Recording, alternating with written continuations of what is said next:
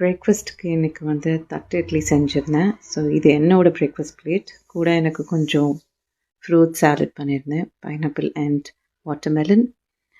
குழந்தைங்களுக்கு காலையிலே lunch back பண்ணணும். ஸோ ரைஸ் லன்ச் பேக் பண்ணதுனால கொஞ்சமாக தெரியுது. ஸோ ரைஸ் வச்சுருக்கேன் இன்றைக்கி. நூக்கல் போட்ட சாம்பார். ஸோ நூக்கல் போட்ட சாம்பார் இது. அதுக்கப்புறம் சைட் டிஷ் பார்த்திங்கன்னா லாங் பீன்ஸ் போட்ட கோகோனட் ஆயில் ஆட் பண்ணி ஒரு ஃப்ரை, செம்ம டேஸ்ட்டாக இருக்கும். அது பண்ணியிருந்தேன் இன்றைக்கி. குழந்தைங்களுக்கு யூஸ்வலாக ஸ்நாக்ஸும் பேக் பண்ணணும். ஆல்ரெடி பேக் பண்ணதுனால லெஃப்ட் ஓவர் தான் இப்போ இருக்குது. So sweet பொட்டேட்டோவும் கொல்லில் சுண்டலும் செஞ்சுருந்தேன். 2 குழந்தைங்களுக்கும் பேக் பண்ணிட்டேன். ஸோ இது நான் ஒரு 11 o'clock அந்த மாதிரி சாப்பிட்டுப்பேன்.